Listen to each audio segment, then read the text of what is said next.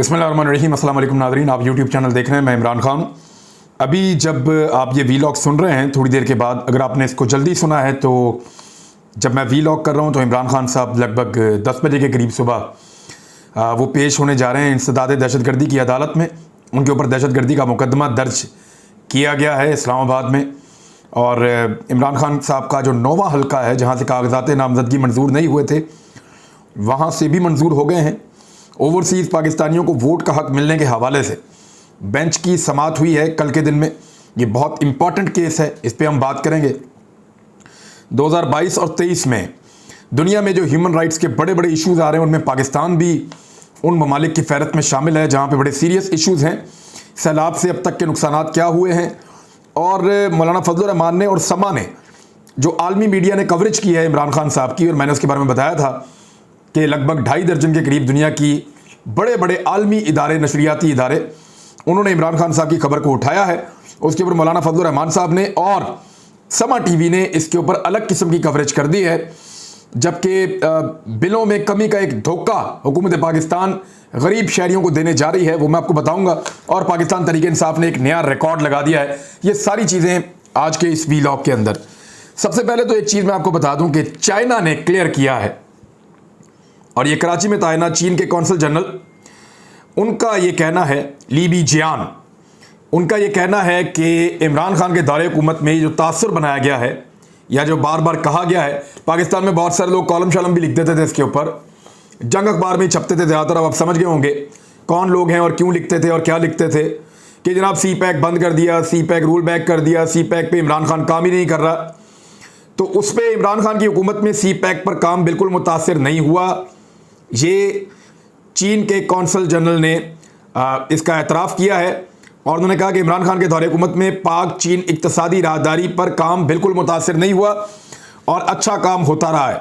मैं खुद उसका गवाह हूँ, मैंने बहुत सारा इसको विजिट किया है। बड़ी तेज़ी से काम हो रहा था इमरान खान साहब के दौरे हुकूमत में, और बल्कि जब पॉलिटिकली इंस्टेबिलिटी आती है किसी मुल्क के अंदर तो चीज़ें स्लो हो जाती हैं। जैसा कि अब पाकिस्तान का रुझान मगरिब और अमेरिका की तरफ ज़्यादा है, तो फिर चाइना की तरफ हमारा रुझान ऑटोमेटिकली मुतासिर हो जाता है। आप ये दो अलग अलग दुनिया में कैंप्स बन रहे हैं। पाकिस्तान पहले चाइना, रशिया और तुर्की और ईरान, और इस तरफ पाकिस्तान की तवज्जो बहुत ज़्यादा बढ़ गई थी। लेकिन अब रिजीम चेंज ऑपरेशन के बाद पाकिस्तान की ज़्यादा तवज्जो दूसरी तरफ दिखाई देती है। बज़ाहिर ऐसा दिखाई दे रहा है कि पाकिस्तान कभी भी किसी एक कैंप को प्रॉपरली ज्वाइन नहीं कर पाता। हम गरीब मुल्क हैं, हमें पैसे चाहिए होते हैं, कभी यहाँ से ले लेते हैं, कभी वहाँ से ले लेते हैं, और इसी तरह हम अपना काम चलाते हैं। इमरान खान साहब आज इंसदाद दहशतगर्दी की अदालत में पेश हो रहे हैं, और ये खबर पूरी दुनिया के मीडिया के अंदर छपी है और बहुत बड़े पैमाने पर छपी है। अच्छा, ये जो पेशी है इमरान खान साहब की, ये बड़ी हसास नौइयत की है। क्या हुकूमत अभी गिरफ्तार कर लेगी उनको, ये एक बड़ा सवाल है। लेकिन मैं आपको इसका जवाब पहले दे देता हूँ कि हुकूमत ऐसा कुछ नहीं कर पाएगी। उसका रीज़न ये है कि हुकूमत जानती है कि अगर उनको हुकूमत करनी है तो इस वक्त उनको इस तरह का पंगा नहीं लेना। पाकिस्तान के अंदर सैलाब आया हुआ है, बहुत बड़े पैमाने पर तबाही फैली हुई है। ऐसी सूरत हाल में पाकिस्तान तहरीक इंसाफ के चेयरमैन को गिरफ्तार करना ये एक बहुत बड़ी बेवकूफ़ी होगी, जब वज़ीर-ए-आज़म पाकिस्तान एक बड़े वफद के साथ पाकिस्तान में मौजूद नहीं है, कतर गए हुए हैं। स्पीकर कौमी असम्बली एक बड़ा वफद लेकर कनाडा गए हुए हैं। कुछ लोग जो हैं वो तुर्की में हैं, कुछ लोग जो हैं वो लंदन में हैं, सारे इधर उधर भागे हुए, और सिंध पूरा डूबा हुआ है। ऐसी सूरत हाल में इतने बड़े लीडर को गिरफ्तार करना ये एक बहुत मुश्किल काम होगा। लेकिन बहुत सारे लोग ऐसे हैं जो ऐसी ख्वाहिश रखते हैं। लेकिन इस मौके पर इमरान खान साहब की जो अपनी क़यादत है, पार्टी की बाकी लोग हैं, वो सारे उनके साथ जा रहे हैं। लेट्स सी अदालत में होता क्या है। ये सिर्फ एक दहशतगर्दी का मुकदमा है जिसमें एक लीडर ने यह कहा कि मैं कानूनी कार्रवाई करूंगा तुम लोगों के खिलाफ, नहीं छोड़ूंगा तुम लोगों को, और इस बात के ऊपर दहशतगर्दी के मुकदमे हो गए। इमरान खान साहब ने क्या कहा था कि आईजी और डीआईजी, हमने तुम्हें नहीं छोड़ना, हम तुम्हारे ऊपर केस बनाएंगे। इस पे कहां से दहशतगर्दी आ गई? इस पे कौन सा दहशतगर्दी का केस बनता है? भारत बना दिया है। मेरे ख्याल में तो पहली पेशी पे आज ये उड़ जाना चाहिए। लेकिन देखते हैं वहां पे कैसा इंसाफ मिलता है, क्योंकि मैंने एक चीज तो मैंने बड़ी विटनेस की है खुद, और मेरे आजकल ये बात बहुत फैली हुई है वकला के अंदर। हर कोई इसके ऊपर बात कर रहा है, हर कोई शाबाश दे रहा है, हर कोई सताइश कर रहा है, हर कोई आवाज उठा रहा है, और वो ये कह रहा है कि लोअर जुडिशरी ने कमाल कर दिया है। लोअर जुडिशरी प्रेशर नहीं ले रही। लोअर जुडिशरी के ऊपर जितना मर्जी प्रेशर डालो, हमारी जो लोअर जुडिशरी है वो ना सिर्फ बदतरीन प्रेशर के अंदर बेहतरीन परफॉर्म कर रही है, बदतरीन हालात के अंदर बेहतरीन परफॉर्म कर रही है, बल्कि वो आगे बढ़ के बड़े अच्छे तरीके से अपनी फहम के मुताबिक हक के साथ इंसाफ पर मबनी फैसले दे रहे हैं। ये बड़ी एक कामयाब चीज़ है और ये उम्मीद की एक किरण होती है हमेशा। और इसी तरह अगर पाकिस्तान की जुडिशरी काम करती रहे तो पाकिस्तान को कोई आगे बढ़ने से नहीं रोक सकता। अच्छा, अब इमरान खान साहब के 9 में से एक हल्का था जहां पे कागजात नामजदगी मंजूर नहीं हुए थे, और वो था फैसलाबाद का। उस पर हमने आपको पहले खबर दी थी कि वो मंजूर हो जाएंगे, क्योंकि बाकी 8 में हो गए हैं। तो लिहाजा जब अपील के अंदर गए तो वहां से इमरान खान साहब के मंजूर हो गए हैं कागजात नामजदगी, और अब 9 के 9 हल्कों से इमरान खान साहब 25 सितंबर को इलेक्शन लड़ेंगे। अगर इलेक्शन हुए तो मैं आपको फिर बता रहा हूं कि क्योंकि कुछ ऐसी चीज़ें चल रही हैं कि सितंबर के पहले 15 दिनों के अंदर शायद आम इंतखाबात की तरफ पाकिस्तान को भिजवा दिया जाए और नवंबर में या दिसंबर में पाकिस्तान में आम इंतखाबात हो जाएं, तो उससे पहले पहले जो है वो इमरान खान साहब अगर तो ये इलेक्शन अनाउंस हो जाते हैं तो फिर तो ये 9 हल्कों के इलेक्शन नहीं होंगे।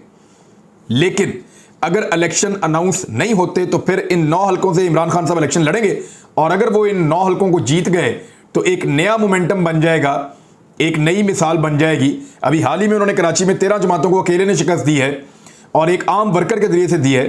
तो ये मुश्किलात बहुत बढ़ने वाली हैं वफाकी हुकूमत के लिए और इमरान खान साहब के मुखालिफ पीडीएम के पूरे इत्तेहाद के लिए।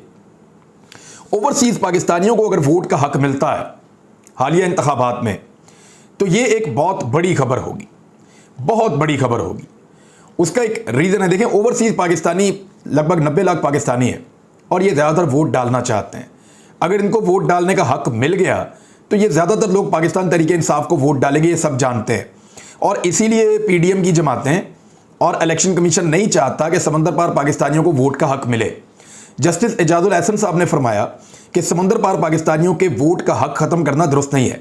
ये इमरान खान साहब की जमात ने एक अपील कर रखी है और 2 रुकनी बेंच है। जस्टिस एजाजुल एहसन साहब की ज़ेर सरबराही ये बेंच काम कर रहा है और इसमें समंदर पार पाकिस्तानियों के वोट का हक ख़त्म करने की दरखास्तों पर समाअत की जा रही है और ये इमरान खान साहब की दरखास्त है। शेख रशीद अहमद इसमें पेश हुए थे और जस्टिस एजाजुल एहसन साहब ने रिमार्क्स में कहा कि धांधली तो यहाँ भी पाकिस्तान में इंतखाबात में होती है, तो धांधली रोकने के लिए आप इख्तियारात इस्तेमाल क्यों नहीं करते इलेक्शन कमीशन ऑफ पाकिस्तान। धांधली रोकने के लिए इलेक्शन कमीशन के इक़दाम का अदालती जायज़ा लिया जा सकता है। इलेक्शन कमीशन के खदशात को दूर किया जाना ज़रूरी है, मगर खदशात दूर करने की बजाय ओवरसीज़ पाकिस्तानियों के वोट का हक ख़त्म करना दुरुस्त नहीं है। सुप्रीम कोर्ट ओवरसीज़ पाकिस्तानियों के वोट के हक से मुतालिक कई फैसले पहले ही दे चुकी है। अदालत ने इमरान खान की दरखास्त को रजिस्टर्ड करने का हुक्म देते हुए कहा कि बज़ाहिर ये बुनियादी आइनी हुकूक और अवामी मफाद का मामला है। अच्छा, जस्टिस मज़ाहिर नकवी साहब भी हैं इसमें और उन्होंने पूछा कि क्या मौजूदा असम्बली बुनियादी हुकूक के हवाले से तरमीम करने की मजाज है। असम्बली में इस वक्त अरकान की तादाद बहुत कम है। देखो, तो 2/3 अक्सरियत के साथ ये आइन में तरमीम हो सकती है, वहाँ पे तादाद तो बहुत कम है और ये बुनियादी इंसानी हुकूक का मामला है, यानी बुनियादी हक है आपका जब आप वोट डालते हैं। तो ये बड़ा एक टेक्निकल क्वेश्चन है जो अदालत ने उठाया वहाँ पे। जस्टिस एजाजुल एहसन ने कहा कि ओवरसीज़ पाकिस्तानियों के ज़रिए मुल्क में ज़र मुबादला आ रहा है, यानी सादी बात यह है कि मालियाती इदारों और दोस्त ममालिक से 1-1 अरब डॉलर मांगे जा रहे हैं। उधर ओवरसीज़ पाकिस्तानी सालाना 30 अरब डॉलर भेजते हैं, लेकिन उन्हें कहा गया कि आप वोट नहीं दे सकते, अगर वोट डालना है तो टिकट लेकर पाकिस्तान आओ। वैसे ये तो बड़ी ज़्यादती है जो उनके साथ ये वाली हुकूमत कर रही थी, इम्पोर्टेड हुकूमत। लेकिन अदालत ने उम्मीद दिलाई है अगर ओवरसीज़ पाकिस्तानियों को वोट का हक मिल गया तो फिर वो जो आप कह रहे हैं ना इमरान खान साहब को 2/3 अक्सरियत से आएंगे, तो फिर वो 80% से भी ज़्यादा वोट लेकर आएंगे, क्योंकि ओवरसीज़ पाकिस्तानी कभी भी किसी और को वोट नहीं डालेंगे, वो सिर्फ इमरान खान को वोट डालेंगे। अच्छा जी, मौलाना फजलुर रहमान ने क्या किया और समा टीवी ने क्या किया। इमरान खान साहब को जो कवरेज मिली है, एक तो ये पहली दफ़ा नहीं मिली उनको आलमी मीडिया में। इमरान खान साहब कुछ भी करते हैं आलमी मीडिया की जीनत बन जाते हैं। उन्होंने अक़वाम मुत्तहिदा में जब स्पीच की तो दुनिया के लगभग 3-4 दर्जन बड़े बड़े जरीदों ने उसको लिखा, उस वक्त भी लिखा था। उन्होंने जब OIC की तब भी सबने लिखा था। जिस दिन इमरान खान साहब को ओहदे से हटाया गया उस दिन भी दर्जनों अखबारात आलमी वो लिख रहे थे इसके बारे में, और इमरान खान को जब वज़ीर आज़म पाकिस्तान का ओहदा मिला तब भी सबने लिखा था। इमरान खान का जो बैनुल अक़वामी सतह पे कद है वो बहुत बड़ा है, उनके हर बयान को बहुत ज़्यादा अहमियत दी जाती है। तो उनके ऊपर जब मुकदमा हुआ और जब दहशतगर्दी का मुकदमा हुआ और ये वो आदमी है जिसने पूरी दुनिया में लोगों को जाकर बताया कि इस्लाम या मुसलमान दहशतगर्द नहीं है। उसके अपने ऊपर दहशतगर्दी का मुकदमा इस्लामाबाद में दे दिया गया, सिर्फ ये कहने के ऊपर कि मैं कानूनी कार्रवाई करूंगा। अब ऐसे बंदे के लिए कवरेज हुई है, आलमी सतह के ऊपर हुई है। फजलुर रहमान साहब ये कह रहे हैं कि इमरान खान को इस मरतबा ये कवरेज इसलिए मिली है कि मलऊन सलमान रुश्दी के ऊपर जो हमला हुआ है उसकी इमरान खान साहब ने मजम्मत की है। अब मामला ये है कि इमरान खान साहब तो उसको डिनाई कर चुके हैं और उन्होंने कहा जी मैंने मजम्मत नहीं की, मैंने कुछ और कहा था, मेरा बयान सियाको सबाक से हटाकर डाला गया है। और फिर उन्होंने सलमान रुश्दी के बारे में अपने असल मौक़िफ़ को बयान भी किया, ये इमरान खान साहब ने क्लियर कर दिया है। लेकिन फजलुर रहमान साहब मज़हब को बेचने का कोई मौका इमरान खान के खिलाफ ज़ाया नहीं होने देते।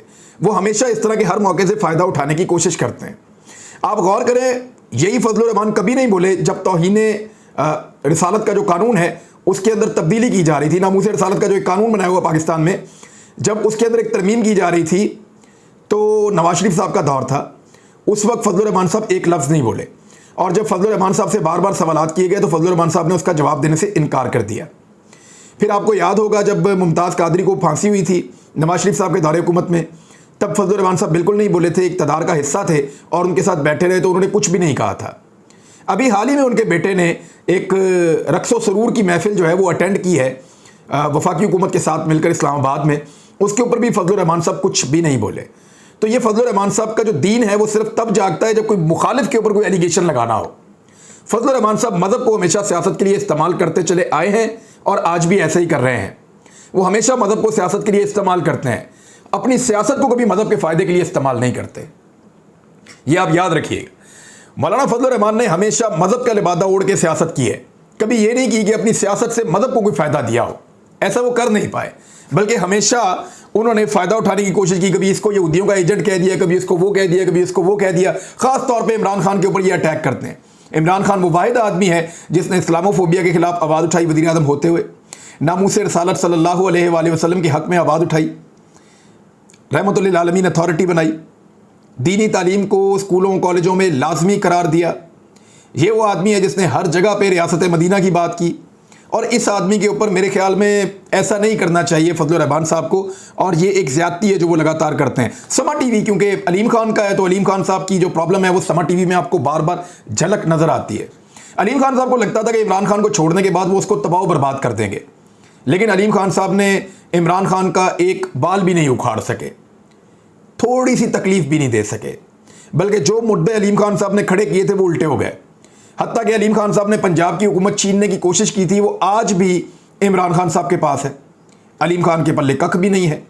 तो अलीम खान साहब जो हैं वो अब उनका टीवी ये बदले लेता है। वो ये कह रहा है कि क्योंकि इमरान खान साहब अमेरिका के मुखालिफ अपने आप को कहते हैं तो देखें अमेरिकन और मगरबी मीडिया इमरान खान के हक़ में लिख रहा है। तो एक्चुअली इमरान खान साहब ने कभी भी अमेरिका की मुखालफत नहीं की, ग़ुलामी की मुखालफत की है। उन्होंने हमेशा अमेरिका के ग़ुलामों की मुखालफत की है। उन्होंने कहा कि दोस्ती करना चाहते हैं, ताल्लुकात रखना चाहते हैं, बिजनेस करना चाहते हैं, मामलात हमेशा आगे बढ़ाना चाहते हैं, लेकिन ग़ुलामी नहीं करना चाहते। ये फ़र्क है इमरान खान के कहने में और समा टीवी के समा टीवी नहीं, समा टीवी में बड़े जीनियस लोग बैठे हैं, सारे बड़े काबिल एहतराम हैं। अलीम खान के समझने में और इमरान खान के कहने में ये फ़र्क है। बिलों के मामले में एक धोखा दिया जा रहा है, वो मैं आपके सामने रख देता हूँ कि मामला है क्या। बिजली के बिलों में जो रिलीफ है वो जो हुकूमती दावे हैं उनको धोखा करार दिया गया है मीडिया रिपोर्ट में, और वो धोखे हैं क्या? वो ये है कि हुकूमती दावे जो है वो धोखा निकले कि गरीब आदमी को जो है बिजली के बिल में रिलीफ दिया जाएगा। 200 यूनिट वाले सार्फिन पर भी जून की फ्यूल एडजस्टमेंट मुकम्मल माफ़ नहीं होगी। ज़राए का कहना है कि हुकूमत ने 9 रुपये 90 पैसे यकमुश्त वसूली ना करने का मनसूबा तैयार कर लिया है। मनसूबा के तहत हुकूमत माहाना 200 यूनिट तक प्रोटेक्टेड घरेलू सार्फिन से मरहलावार वसूली करेगी। पैसे लेंगे ज़रूर, लेकिन अब किस्तों में ले लेंगे। गरीब को जो बिल पड़ गया वो पड़ गया, वो अब नहीं जाता कहीं, उसको किस्तों में तरीके से वसूल कर लेंगे, निकलवाएंगे गरीब से ही, गरीब की जेब से ये बिल निकलेगा। आज नहीं निकलेगा तो कल निकलेगा, और अगर ये थोड़ा बहुत पैसा कम भी करेंगे तो तब भी लोग कैसे बिल अदा करेंगे? एक दर्जन किस्म के तो टैक्स लगा दिए उसके अंदर इन्होंने। तो बिजली जितनी महंगी इस दौर में है, पाकिस्तान की तारीख में कभी इतनी महंगी बिजली कभी नहीं थी, और मेरे ख्याल में तो पाकिस्तान इस वक्त दुनिया में सबसे महंगी बिजली बेच रहा है। मैं कल इसको चेक करवाऊंगा और ख़ुद भी देखूंगा, हम इस पर रिसर्च करेंगे और देखेंगे कि क्या वाकई ऐसा है, क्योंकि मुझे ऐसा लगता है कि अब पाकिस्तान की जो बिजली है वो शायद दुनिया की सबसे महंगी बिजली है और अभी लोगों को मज़ीद धोखा देने की तैयारी की जा रही है। उधर तहरीक इंसाफ ने एक नया रिकॉर्ड लगाया और वो ये है कि जो इमरान खान साहब ने कहा था कि तहरीक इंसाफ की मकबूलियत का एक नया रिकॉर्ड वो ऐसे लग गया कि उन्होंने कहा था कि जो इमरान टाइगर्स हैं उसके अंदर नौजवान जो हैं वो शमूलियत इख्तियार करें। तो 15 घंटे के अंदर व्हाट्सएप पर 42,000 अफराद ने रुजू किया है, रब्ता किया 42,000 15 घंटे के अंदर। और ये जो वेबसाइट्स हैं उनके ऊपर अब तक 2,88,000 अफराद रब्ता कर चुके हैं, यानी लाखों नौजवान अब तक इमरान टाइगर्स के अंदर शमूलियत इख्तियार करने के लिए रब्ता कर चुके हैं। तो ये भी एक नया रिकॉर्ड है और पाकिस्तान तहरीक इंसाफ की मकबूलियत का मुंह बोलता सबूत है। अब ज़रा मैं आपको बता देता हूँ कि इस वक्त तक तबाही कितनी फैली है। तूफ़ानी बारिशों और सैलाब से 30 लाख अफराद मुतासर हुए हैं, 830 से ज़ायद अफराद जाँ बहक हो चुके हैं और सैकड़ों अफराद ज़ख्मी हो चुके हैं। निज़ाम ज़िंदगी जो है वो मुंजमद हो गया है और सैलाब के बायस 30 लाख अफराद मुतासर हुए हैं। 313 बच्चों समेत 850 के करीब अफराद जाँ बहक हुए हैं और 1300 से ज़ायद अफराद ज़ख्मी हुए हैं। और जो बाकी नुकसान है उसमें यह है कि 4,13,000 घरों को नुकसान पहुंचा है, 20 लाख एकड़ पर जो खड़ी फसलें हैं वो तबाह हो गई हैं, 313 बच्चे जाँ बहक हुए हैं, ये इंतहाई अफसोसनाक है। 7,07,000 मवेशी, 2,886 किलोमीटर जो सड़कें हैं वो भी तबाह हुई हैं और 129 पुल जो है वो सैलाब की नज़र हो गए हैं। ये एक बहुत बड़ी तबाही है। मैं आपको फिर बता रहा हूं कि ये इतनी बड़ी तबाही है कि जब ज़ल्ज़ला आया था पाकिस्तान में शायद इसका वॉल्यूम उससे ज़्यादा बड़ा है। तो पाकिस्तानियों को मदद करने की फौरी तौर पे ज़रूरत है और पाकिस्तानी सियासी क़यादत को, जिनमें सबसे पहले और सबसे ज़्यादा जिम्मेदारी मैं इमरान खान साहब की समझता हूँ। अब तक के लिए इतनी, अपना ख्याल रखिएगा, अपने इस चैनल का भी। अल्लाह हाफ़िज़।